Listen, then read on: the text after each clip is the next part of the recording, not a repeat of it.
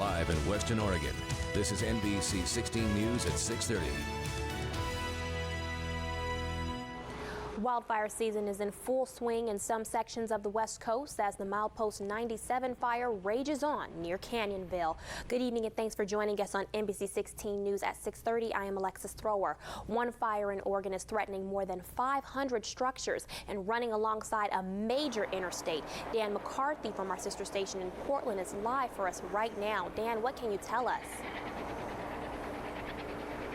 Good evening, Alexis. I'm standing on what some consider the safe side of I-5 now, the northbound side, but crews are still hard at work right now. We're going to take a look at another flight by a helicopter to bring some water to the fire, and this is brand new in the last 20 minutes. We were told that there has been an interior fire just over the interpass where the fire broke out. It's been leading to a lot of smoke along I-5 and a lot of residents telling us they're getting ready to hit the road.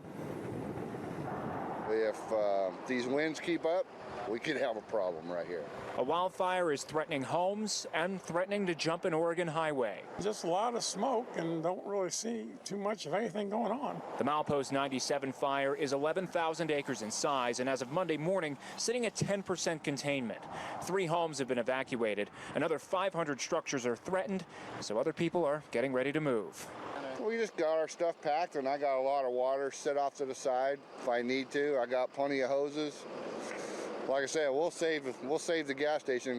Fighting fire in rough terrain has taken a toll. One firefighter was hospitalized overnight, hit by rolling debris from the slopes near the I-5. Smoke straddles the side of the interstate. It's not the only challenge for crews. Part of this fire is in an old fire scar, so there's already dead material from 30 years ago that's still standing that's half rotten, so it doesn't take much for that to burn to start falling down. And for drivers, the sight and smell of torched timber is enough to explain the ensuing backups. If it wasn't for looky-loos, we'd probably go a lot faster. Now, along with that note of the interior fire, we were told that there is going to be additional smoke in the area, so be on the lookout for that. When we asked about a cause earlier today, we were told it was potentially caused by an illegal campsite. We're live near Canyonville. I'm Dan McCarthy. I'll send it back to you. Perfect. Thank you so much, Dan. I appreciate it. An update to the Hills Creek fire as crews are also tackling other fires around the state.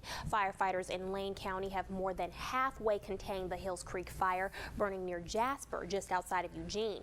The Oregon Department of Forestry says the fire got to about 13 acres, but its progress has stopped. Evacuation orders for the area have been lifted, though Lane County officials are still urging people to stay off the roads near the fire as crews continue to work. An investigation is underway to determine the cause. Warm temperatures and strong winds means fire season is in full swing, something Oregon Department of Transportation is not taking lightly. A spark on a highway can start a major fire if precautions aren't taken. Every area along ODOT roads gets mowed 2 to 3 times a year to manage fuel for potential fires. Crews cut down vegetation and use specially designed fire prevention tools to put out any potential flames. Starting this week, we also have a large dump truck, a 10-yarder with water in it, so that we have water there immediately to put it down. Beer Seidel says they plan out preparation tactics during fire season, but urges drivers to also be aware of their surroundings when on the road. Fire danger is on the rise, and some rural Lane County fire departments are gearing up for the challenge. As NBC 16 Tom Adams reports, McKenzie Fire Rescue and Rescue is expanding its staffing for the summer while keeping a close watch on the Milepost 97 blaze in Douglas County. Fire chiefs from rural departments in the southern Willamette Valley are gearing up for a call they hope they don't get. The fire in Canyonville has not resulted in a state conflagration yet, so no local resources have gone to that. But you can be sure the Milepost 97 blaze has the attention of Chief Darren Busich at McKenzie Fire and Rescue. Lane County is on as part of the state conflagration task force, and if the state calls for help and we're up, then we'll send crews out. But so far this year, we haven't seen anybody out. With the weather getting hotter and fuels drying up, Busich has added more staffing to the McKenzie department. We do add additional staffing in the summer, 3 additional part-time staff. So we always have 2 people on duty every day, 24 hours a day. Firefighters are checking their equipment every day in trucks like this Type 6 engine built for wildfires. It's equipped with a bunch of extra wildland hose, 450 gallons of water, and four-wheel drive, so it's designed to get out. There are 4 other fire stations within the McKenzie Fire District. Right here is Walterville Station Number 1, which has just been remodeled. The fire district received a $685,000 state grant to do a seismic update of the old firehouse. Trying to create a residency program to get some more sleepers there. Just trying to continue to find ways of attracting new volunteers. The chief says adding more McKenzie area residents to the pool of volunteers would really help the cause. Reporting in Leesburg, I'm Tom Adams. Chief Busich tells us a new academy for volunteer firefighter recruits is coming up soon at the department. Go to McKenzieFire.com for more information. On to a first look at weather. NBC 16's meteorologist Travis Knutson joins us now. A bit of a cool down seen across western Oregon today, and a few extra clouds this morning have helped with how much moisture is in the atmosphere. Still very dry, but relative humidity compared to yesterday has increased a little bit across the region. We are still dry, but any increase to relative humidity is good when concerning fire danger across the region. Looking at the drought monitors, they're still seeing quite a bit of moderate drought across northwestern portions of Oregon. Certainly seeing some drought-like conditions, some dry conditions across Douglas County, where the milepost 97 fire continues to burn, and we will see more of that fire as we move forward through the evening hours. Air quality staying reduced down to the south, but we have another cool down on the way. I'll tell you when it gets here, coming up in just a bit. Perfect. Thank you so much, Travis. President Trump today signed the 9/11 Victims Compensation Funding Bill into law. Appearing in the White House Rose Garden with more than 60 first responders, the president signed the bill, which extends funding for 9/11 victims and their families until the year 2092, essentially making it permanent. President Trump recognized first responders and their families and renewed the nation's vow to never forget the September 11th attacks. He added that the nation has a sacred obligation to care for the responders and their families. We pledge to stand by the families of those affected today and every day. We will stand with you. Warriors. More than 40,000 people have applied to the fund, which covers illnesses related to being at the World Trade Center site, the Pentagon, or Shanksville, Pennsylvania after the attacks. The country's intelligence chief is stepping down. Dan Coats, the director of national intelligence, has often clashed with President Trump on major policy issues involving Russia, Iran, and North Korea. The president now nominating a Republican congressman and Trump loyalist to replace Coats. NBC's Hans Nichols reports. Dan Coats oversees 17 different intelligence agencies, but his tenure was often at odds with President Trump over issues including North Korea and Russia. The White House has announced on Twitter that Vladimir Putin is coming to the White House in the fall. Say that again?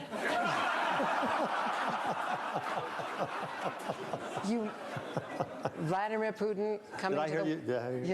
Yeah. Okay. Yeah. That's going to be special. Coats also publicly contradicted the president on Kim Jong-un's willingness to give up his nuclear weapons. North Korea will seek to retain its WMD capabilities and is unlikely to completely give up its nuclear weapons and production capabilities.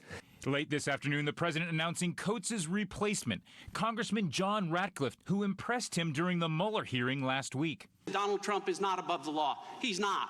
But he damn sure shouldn't be below the law. Amid the internal turmoil, the president is fomenting divisive politics on Twitter. Today, doubling down on attacks against a Baltimore congressman, calling him racist Elijah Cummings. But Cummings getting support from his hometown newspaper in an editorial writing, "This is a president who will happily debase himself at the slightest provocation." While the White House acting chief of staff tried to explain that the president's attacks were not racist. It has absolutely zero to do with race. That was Hans Nichols reporting. Ratcliffe, an East Texas congressman, is also a former small-town mayor as well as a United States attorney. He does sit on the House Intelligence Committee, so he has familiarity with the DNI. But the Senate Intel Committee, which will hold his confirmation hearing, has a reputation for asking tough questions. Coats, meantime, expected to leave his position August 15th. Coming up next on NBC 16 at 6:30, a suspect is on the run following a fatal shooting in Northeast Portland. Plus, new developments in the case against 2 California teenagers accused of murdering an Italian police officer.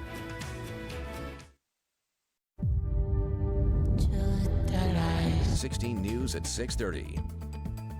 Welcome back. Alexis Thrower in for Jody Reynosa. Continuing our newscast tonight, police are still looking for the person who shot and killed a man in Northeast Portland last night. Witnesses near Northeast Russell and Rodney heard 5 to 6 gunshots and then saw someone run away. Portland police found a man in the street when they arrived, and he died at the scene. Police haven't named the victim. A man who says he's the victim's brother-in-law says he was in his 20s and lived nearby. A mass shooting at a California garlic festival leaves 3 people and a gunman dead, and investigators have their hands full searching for clues. Jennifer Bjorklund is in Gilroy with more on why this has happened. Chaos and panic as reality sets in. Gunshots at the Gilroy Garlic Festival. Witnesses say they heard as many as 40 rounds. An active shooter at the Garlic Festival.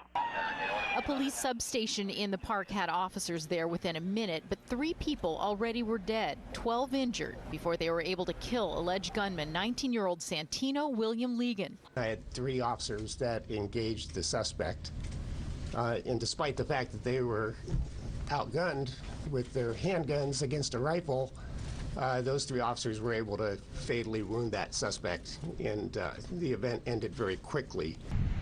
Investigators searched Legan's family home this morning. Neighbors can't believe it. No, he was very nice boy, very quiet, very nice family. It's shocking.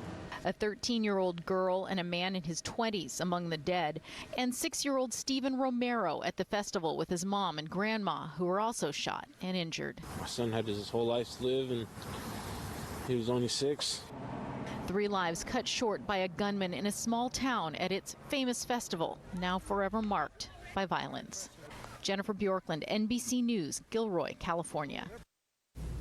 New developments today in the case of 2 California teenagers jailed in Rome in connection with the murder of an Italian police officer. Police say the stabbing followed a drug deal gone wrong, and now new details of the attack are emerging. The officer, a 35-year-old newlywed, was memorialized at a funeral in the same church where he got married last month. NBC's Sarah Harmon reports from Rome. Growing outrage in Italy tonight over the killing of a police officer. 35-year-old Mario Rega laid to rest today after a funeral in the church where he wed just 6 weeks ago. Meanwhile, tonight, 2 American teens are behind bars, accused of his murder and attempted extortion.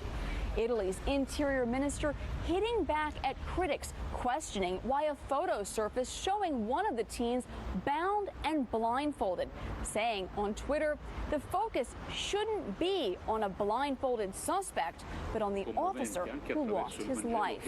Italian police are releasing new details about what they think happened that night, saying one of the suspects, Finnegan Elder, has confessed to fatally stabbing Officer Rega, while the other, Gabriel Yorth, says he didn't even know his friend had a knife with him. Both of the teens likely to remain behind bars for some time in this jail. Italy doesn't have a bail system, and it could be weeks or even months until formal charges are filed. Sarah Harmon, NBC News, Rome. Turning to weather now, NBC 16 meteorologist Travis Knutson is standing by for a look at what's coming up in your full forecast. Hey, Travis. Skies remain clear across western Oregon with our temperatures cooling down into the mid-50s tonight. Highs tomorrow warming back up into the lower 80s, but we have another warm up and then a cool down moving in. I'll tell you about it next.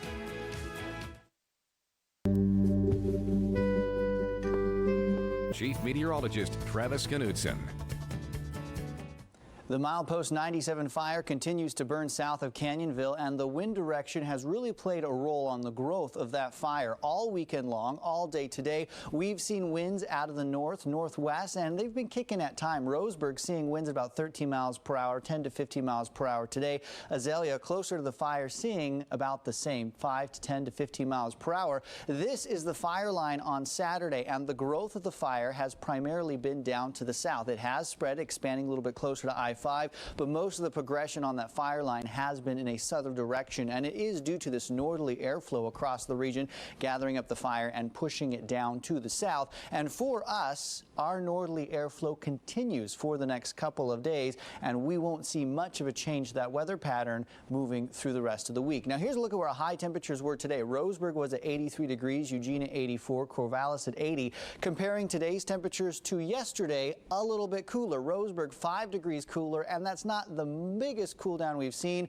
but any little reduction to our daytime temperatures does help fighting the fire down at milepost 97. We will see a warm up though before another storm moves on in. Here's a satellite and radar loop for the last couple of hours. Not a lot overhead, a few clouds offshore, but for the inland valleys, very sunny, very dry, and that's how the work week will play out. However, I'm tracking a storm system up in the Gulf of Alaska, this one right here, and this one has a bit more of a punch to it, and it's headed our way. It won't probably bring us any rainfall, but it will bring us some cooler air by the end of the week. For the short term, Tuesday and Wednesday, we continue to see some warm, dry air moving in from the southwest ahead of it.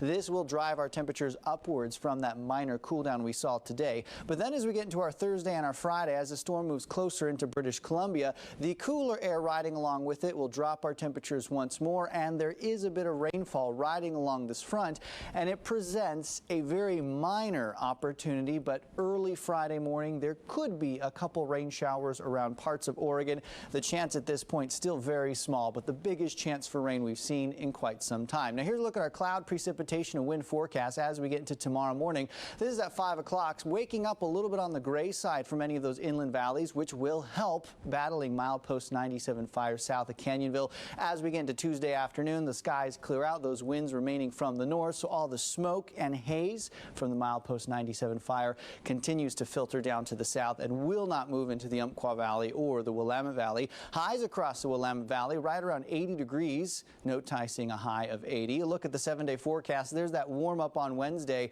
and then we'll start to see temperatures fall off once again Thursday, Friday. Clouds a little more common. A small chance for rain on Friday, but so small it wasn't even enough to put a 10% chance on our Friday. For the coast, upper 60s, low 70s on the way. Winds from the north 5 to 10 miles per hour. 7-day forecast for the coast. We'll also see that bit of a warm up before a minor cool down Friday with a few extra clouds on the way. Maybe a couple raindrops, but again, it's such a low chance, couldn't even justify putting a 10% chance on that forecast. The Umpqua Valley, mid to low 80s tomorrow, starting to climb upwards a little bit from where we saw today, reaching close to 90 degrees by Wednesday. Thursday at 87 will drop off a little bit on Friday once again with a few extra clouds overhead. Then as we get into the weekend, we'll start to see some of those 90s return back to the region, and those winds will remain from the north, keeping the smoke and haze moving southward towards Medford.